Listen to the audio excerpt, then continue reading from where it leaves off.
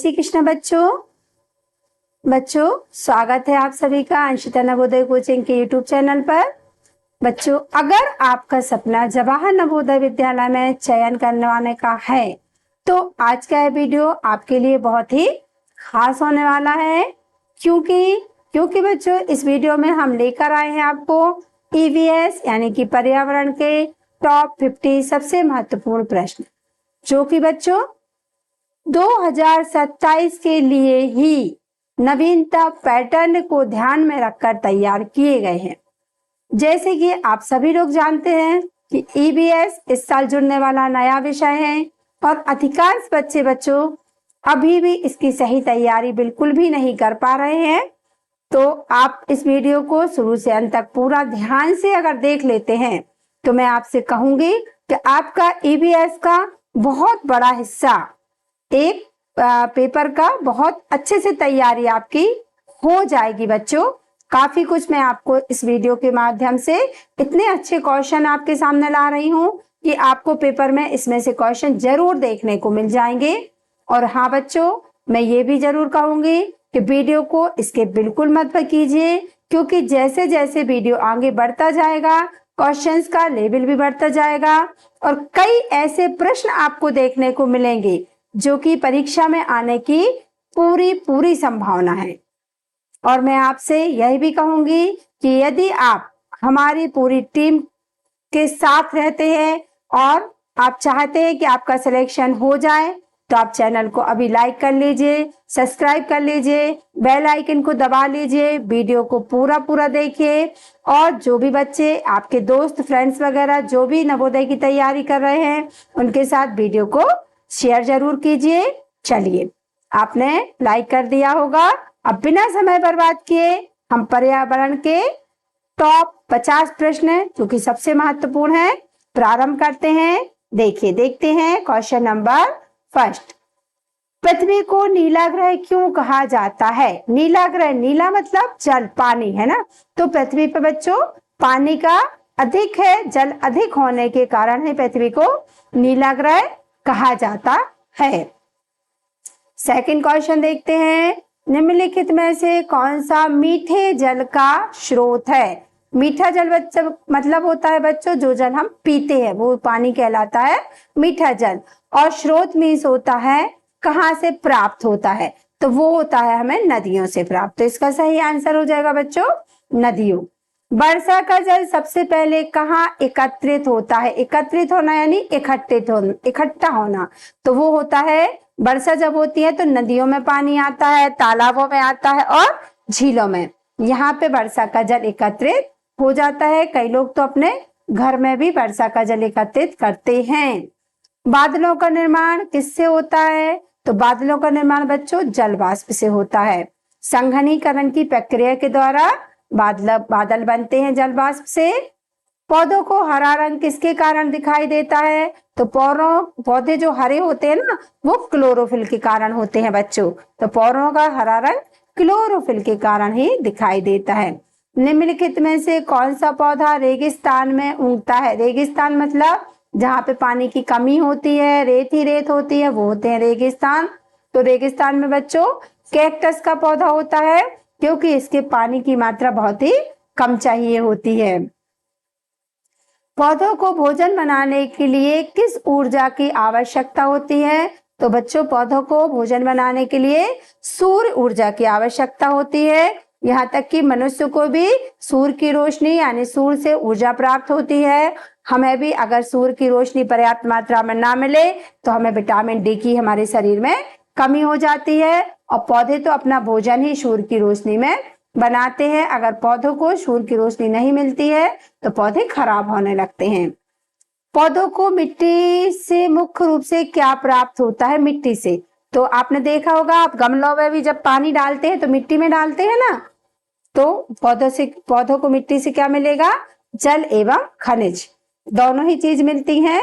जड़ें जो है मिट्टी से पानी को खींच लेती हैं। मनुष्य सांस लेते समय कौन सी गैस ग्रहण करता है? बहुत ही अच्छा क्वेश्चन है बच्चों। ऑक्सीजन गैस ग्रहण करता है और पौधे कार्बन डाइऑक्साइड ग्रहण करते हैं। छोड़ते समय मनुष्य कौन सी गैस बाहर निकालता है? तो सांस छोड़ते समय बच्चों हम अच्छे से समझ लेते हैं, कार्बन डाइऑक्साइड छोड़ते हैं। देखिए बच्चों, मनुष्य क्या है, कार्बन डाइऑक्साइड छोड़ता है सांस से और ऑक्सीजन लेते हैं हम। मनुष्य ऑक्सीजन लेता है और जो पेड़ पौधे हैं ना, वो ऑक्सीजन छोड़ते हैं और जो हम कार्बन डाइऑक्साइड छोड़ते हैं वो ग्रहण कर लेते हैं। इसीलिए मनुष्य का और पेड़ पौधों का बिल्कुल सीधा संबंध होता है।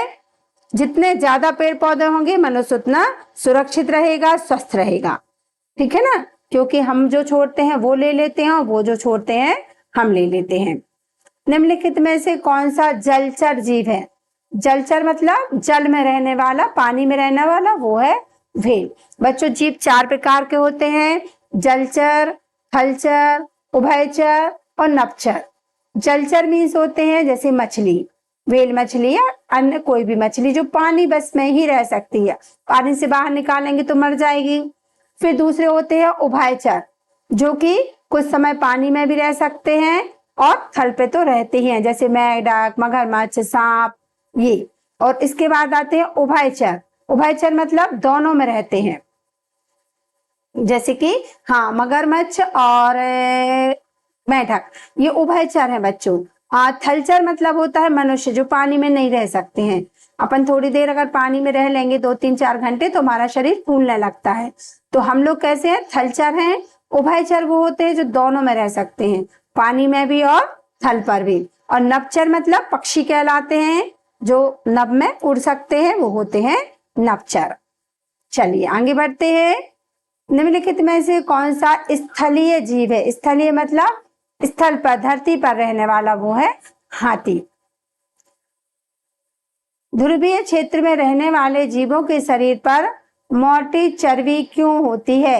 चर्बी मतलब मोटी खाल होती है बच्चों, है ना। तो वो क्यों होती है? उनको ठंड से बचाने के लिए होती है, क्योंकि जो ध्रुवीय क्षेत्र होते हैं वो अत्यधिक ठंडे होते हैं, वहां बर्फ रहती है बच्चों। पेड़ पौधे पर्यावरण के लिए क्यों आवश्यक हैं? नंबर 1, वे ऑक्सीजन प्रदान करते हैं। नंबर 2, वो वायु को शुद्ध करते हैं। नंबर 3, वर्षा में सहायता करते हैं। तो ये सब पेड़ पौधे करते हैं। तुम्हारा आंसर होगा उपयुक्त सभी, क्योंकि पेड़ पौधे ऑक्सीजन भी देते हैं, वायु को भी शुद्ध करते हैं और वर्षा भी पेड़ पौधों से ही होती है। किस प्राकृतिक संसाधन के बिना जीवन संभव नहीं है, मतलब हम जीवित नहीं रह सकते हैं, वह संसाधन कौन सा है? जल। अगर पृथ्वी पर जल नहीं होगा तो मनुष्य का जीना दूभर हो जाएगा, मनुष्य का जीवन संभव नहीं होगा। निम्नलिखित में से कौन सा जीव अंडे देता है? तो अंडे भाई कबूतर देता है, गाय सीधा बछड़ा देती है, बिल्ली का सीधा छोटा बेबी होती है बिल्ली, और बकरी भी सीधा मेमना देती है। लेकिन कबूतर जो है वो अंडे रखता है, फिर अंडे से जाके कबूतर निकलते हैं, छोटे छोटे बेबी कबूतर, है ना। पर्यावरण में संतुलन बनाए रखने के लिए सबसे आवश्यक क्या है? आवश्यक क्या है पर्यावरण में? संतुलन। संतुलन मतलब एक सा रहने के लिए तो जंगलों का संरक्षण, पेड़ पौधे रहना बहुत जरूरी है, जंगलों को बचाना हमारे लिए बहुत ही जरूरी है। कौन सा प्राकृतिक संसाधन समाप्त होने पर दोबारा बनने में लाखों वर्ष लगते हैं? प्राकृतिक संसाधन मीन्स नेचुरल जो चीजें होती है, जो भगवान ने बनाई है, प्रकृति द्वारा मिली हैं, वो कहलाते हैं प्राकृतिक संसाधन। तो उसमें सबसे महत्वपूर्ण है कोयला। कोयला एक बार अगर समाप्त हो जाए, कोयला खदानों में मिलता है बच्चों, तो कोयला बनने में लाखों वर्ष लगते हैं, इतना जल्दी कोयला नहीं बनता है। वर्षा के लिए सबसे महत्वपूर्ण क्या है? तो वर्षा के लिए, वर्षा होती है बाष्पीकरण के द्वारा, जल चक्र जिसे कहते हैं। ऐसे देखिए पानी भरा हुआ रहता है, फिर इस पे यहाँ से सूर्य की क्या पड़ती है? रोशनी पड़ती है सूर्य की, और फिर ये यहाँ से जाके ऐसे गैस बनती है, और ये ऐसे जाके यहाँ पे जाके फिर ये बादल बन जाते हैं, और फिर ये बादल संघनित हो जाते हैं। संघनित मतलब बिल्कुल पास पास पास पास हो जाते हैं, और फिर ये फिर पृथ्वी पर बारिश हो जाती है ऐसे। तो ये पूरा जल चक्र कहलाता है, और इसके लिए जरूरी होता है बाष्पीकरण। अगर सूर्य की रोशनी कम होगी, बाष्पीकरण अच्छे से नहीं होगा, तो वर्षा भी कम होगी। तो बाष्पीकरण बहुत ही जरूरी प्रक्रिया है। निम्नलिखित में से कौन सा जल प्रदूषण का कारण है? तो बच्चों, जल प्रदूषण का कारण है नदी में कचरा डालना। जो बड़ी बड़ी फैक्ट्रियां रहती हैं वो सारा का सारा अपना कचरा नदियों में बहा देती हैं, जिससे जल कैसा हो जाता है, प्रदूषित हो जाता है। सबसे अधिक ऑक्सीजन किस समय प्राप्त होती है? तो सबसे अधिक ऑक्सीजन होना जो पौधे दिन में निकालते हैं। दिन में पौधे जितना ज्यादा सूर्य की रोशनी पड़ती है, पौधों में उतना ज्यादा भोजन बनता है और उतनी ही ज्यादा वो ऑक्सीजन भी निकालते हैं। तो दिन में पौधों से ऑक्सीजन अत्यधिक निकलती है बच्चों। कौन सा जीव रेगिस्तान में आसानी से रह सकता है? तो हमें पता ही है कि ऊंट को रेगिस्तान का जहाज कहा जाता है। अगर नहीं पता है तो ध्यान से सुन लीजिए, ऊंट को रेगिस्तान का जहाज कहा जाता है। ऊंट के पांव में एक ऐसी झिल्ली लगी हुई होती है, थैली होती है कि ऊंट रेगिस्तान में आसानी से चल लेता है। उसके जो पैर होते हैं ना, रेत में धंसते नहीं है बच्चों, आसानी से बाहर निकल आते हैं, है ना। और ऊंट वो काफी दिनों तक बिना पानी के भी रह सकता है। तो रेगिस्तान का जहाज ऊंट को कहा जाता है। यदि पेड़ नहीं होते तो सबसे पहले क्या घटेगा? पेड़ नहीं होंगे, अगर पेड़ नहीं होंगे तो सबसे पहले क्या घटेगा भाई? ऑक्सीजन घट जाएगी सबसे पहले, है ना, क्योंकि हम लोग तो कार्बन डाइऑक्साइड छोड़ते हैं ना। पर्यावरण दिवस कब मनाया जाता है? पर्यावरण दिवस कब मनाया जाता है? जीके का भी क्वेश्चन हो सकता है। 5 जून को बच्चों पर्यावरण दिवस मनाया जाता है, अभी कुछ समय पहले ही निकला है। जल ही जीवन है कथन का मुख्य कारण क्या है? जल ही जीवन है क्योंकि सभी जीव जंतुओं के लिए, के जीवन के लिए जल आवश्यक है बच्चों, इसीलिए कहा जाता है जल ही जीवन है। बिना जल के हम जीवित नहीं रह सकते हैं। बिना खाए तो 2, 4, 6, 8 दिन रह सकते हैं, लेकिन बिना पानी के रहना संभव नहीं है। निम्नलिखित में से कौन सा ऊर्जा का प्राकृतिक स्रोत है? प्राकृतिक मतलब नेचुरल, जो भगवान ने बनाया है वह है सूर्य। सूर्य से भगवान के द्वारा ही बना हुआ है। डीजल, पेट्रोल, प्लास्टिक तो हो सकता है मनुष्य निर्माण कर ले, लेकिन सूर्य कोई भी साइंटिस्ट कितने भी बड़े हों, सूर्य नहीं बना सकते। सूर्य की ऊर्जा से चलने वाले उपकरण को क्या कहते हैं? अभी हर घर में लग रहे हैं, बहुत सारे घरों में सौर ऊर्जा के लिए पैनल लग रहे हैं बच्चों, तो वो कहलाती है सौर ऊर्जा। सूर्य से बनने वाली ऊर्जा सौर ऊर्जा। और पवन चक्कियां भी लग रही हैं, वो पवन से चलती हैं। निम्नलिखित में से कौन सा जीव जल में गलफड़ों की सहायता से श्वसन करता है? वो है मछली। मछली में गलफड़े होते हैं बच्चों। पक्षी उड़ने में किस अंग की सहायता लेते हैं? तो पक्षी सबको पता है अपने पंखों से ही उड़ते हैं, तो पक्षी उड़ने के लिए पंख की सहायता लेते हैं। पेड़ पौधों की कटाई को क्या कहा जाता है? पेड़ पौधों की कटाई को कहा जाता है वनों की कटाई। वनों की कटाई का सबसे बड़ा प्रभाव किस पर पड़ता है? वन जब कटते हैं ना, तो किस पर पड़ेगा भाई? वन्य जीवों पर ही पड़ेगा। शेर चीता कम हो जाएंगे, पशु पक्षी कम हो जाएंगे। वन्य जीवों के आवास, आवास मीन्स होता घर, है ना, तो वन्य जीवों के आवास तो ज्यादातर जंगल ही होते हैं ना, तो पेड़ अगर कटेंगे तो वन्य जीव, ये सुना होगा चीता बाहर आ गया, शहर में चीता आ रहा है, बहुत बंदर आ रहा है। क्यों आ रहे? क्योंकि हमारे वन में पेड़ कम हो रहे हैं, तो वो बाहर की ओर दौड़ रहे हैं। कौन सा जीव पेड़ों पर रहने के लिए अनुकूलित है? कौन रहता है पेड़ों पे? हम सबको पता है भाई, बंदर रहता है पेड़ों पे, है ना। निम्नलिखित में से कौन सा जलीय पौधा है? जलीय मतलब जल में रहने वाला पौधा। कौन सा है?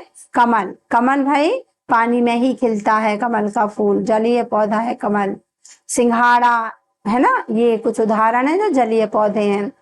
पेड़ लगाने से कौन सा लाभ होता है? भाई अनेकों लाभ होते हैं। वायु प्रदूषण कम होता है, मिट्टी का कटाव कम होता है, वर्षा में सहायता मिलती है। तो इसी कारण से आंसर आएगा उपयुक्त सभी। नेक्स्ट देख लेते हैं 35 क्वेश्चन। निम्नलिखित में से कौन सा जल बचाने का सही तरीका है? तो जल बचाने का सही तरीका, ब्रश करते समय नल बंद रखना, टंकी का पानी बहने देना, पाइप से गाड़ी धोना, साफ पानी फेंक देना। तो भाई यही होगा। जब आप ब्रश करते हैं तो नल को चालू मत रखिए, नल को बंद कर दीजिए। बकेट में पानी भर के हमें ब्रश करना चाहिए, पानी को बर्बाद बिल्कुल भी नहीं करना चाहिए। निम्नलिखित में से कौन सी वस्तु पुनः उपयोग, रीयूज की जा सकती है, रीयूज की जा सकती है। कौन सी वस्तु है? कपड़े का थैला। भाई कपड़े का थैला आप एक बार मार्केट ले जाइए, सब्जी भाजी रख कर लाइए, सामान घर पे निकाल दीजिए, फिर दोबारा कहीं जाना है तो फिर ले जाइए, है ना। तो कपड़े का थैला, और फट भी जाए ना तो भी उसको आप दूसरे कामों में पहुंचने मतलब जैसे गाड़ी साफ करना है, कहीं का पानी आपको पहुंचना है, ठीक करना है, तो वहां सब जगह आपका थैला भी, वो कपड़े का थैला यूज हो जाता है, उपयोग रहता है ना, उसके बार बार उपयोग कर सकते हैं हम। कागज का पुनर्चक्रण करने से सबसे बड़ा लाभ क्या है? कागज का पुनर्चक्रण, रिसाइकलिंग कैसे करते हैं? पेड़ों की कटाई कम होती है। क्यों होती है बच्चों पेड़ों की कटाई कम? क्योंकि पेड़ों से की कटाई, पेड़ से ही बच्चों कागज बनते हैं। तो हमें पेड़ों की कटाई अगर कम करना है तो हमें कागज का कम से कम और सही उपयोग करना चाहिए, और उपयोग करने के बाद उसका रिसाइकलिंग भी करना चाहिए। निम्नलिखित में से कौन सा कचरा आसानी से सड़ जाता है? सड़ जाता है कौन सा कचरा? केले का छिकला। किसी भी सब्जी के छिकले वगैरह होते हैं ना बच्चों, वो आसानी से सड़ जाते हैं, उनका खाद भी बनता है बहुत अच्छा। इसीलिए हमें कचरे को दो प्रकार के डस्टबिन रहते हैं ना, एक गीला कचरा, एक सूखा कचरा, अलग अलग रखना चाहिए, मिक्स करके कभी नहीं रखना चाहिए। प्लास्टिक का उपयोग कम करने का सबसे अच्छा विकल्प क्या है? काहे का? प्लास्टिक का उपयोग कम करने का विकल्प कपड़े का बैग। हम प्लास्टिक की थैली लेंगे ही नहीं, हम कपड़े का थैला लेके जाएंगे अपना बैग, तो उसी में सामान रखेंगे ना, तो उससे पॉलीथीन का उपयोग कम होने लगेगा। किसी पौधे की पत्तियां पीली पड़ने लगी तो इसका संभावित कारण क्या होगा? बताइए आप। पीली पत्तियां आपने भी देखी होंगी, मम्मी लोग गमले में पेड़ पौधे लगाते पापा मम्मी लोग, तो कई बार पत्तियां, बहुत सारी पत्तियां जो होती हैं सूख सी जाती हैं, पीली पड़ जाती हैं। तो उसका कारण होता है बच्चों पर्याप्त मात्रा में धूप ना मिलना। अगर धूप की कमी होगी ना तो आपके पेड़ की पत्तियां पीली पड़ने लगेंगी। मिट्टी में पाए जाने वाले सूक्ष्म जीवों का मुख्य कार्य क्या है? सूक्ष्म मतलब होता है बच्चों छोटे छोटे जीव, इसे हम सूक्ष्मदर्शी से देख सकते हैं।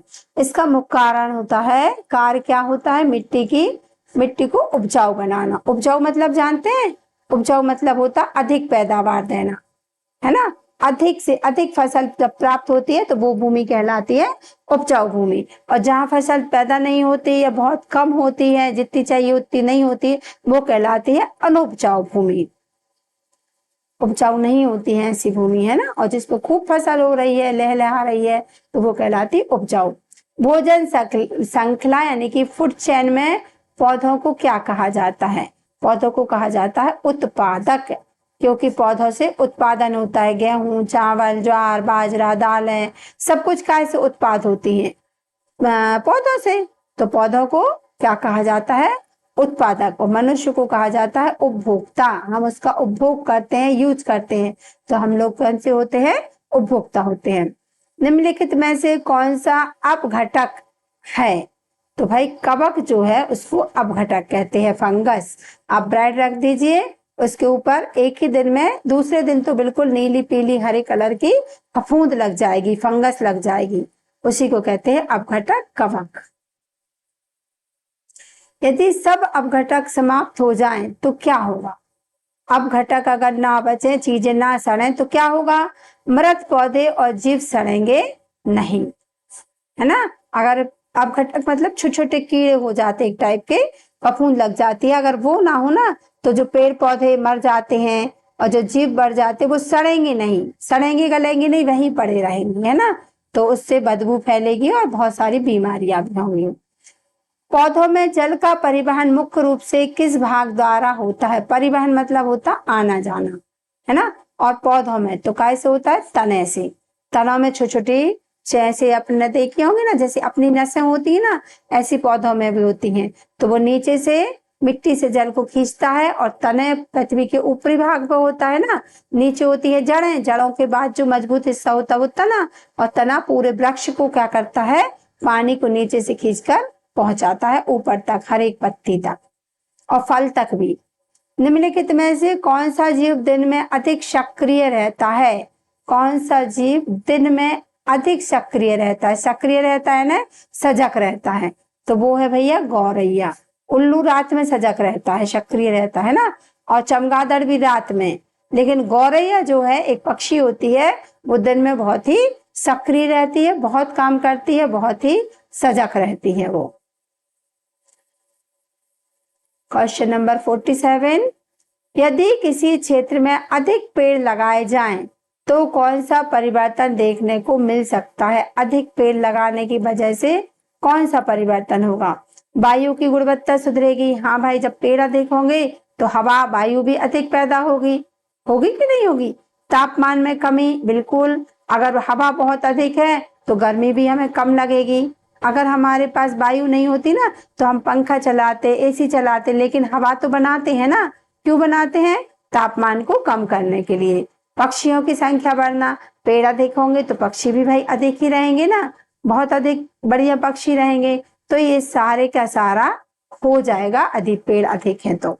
ऑप्शन नंबर डी हमारा सही होगा, उपयुक्त सभी। बच्चों, मैं आपसे ये जरूर कहना चाहूंगी कि अगर आपको हमारा वीडियो अच्छा लग रहा है, आप पढ़ रहे हैं ध्यान से, आपकी मदद हो रही है, तो हमें आप कमेंट्स करके जरूर बताइए। और अगला वीडियो आप काय का चाहते हैं, मैथ का, हिंदी का, ईवीएस का, आकृतियों का, वो भी आप हमें कमेंट्स करके जरूर बताइए। किसी भी प्रकार की हेल्प हम आपकी कर सकते हैं तो जरूर करेंगे।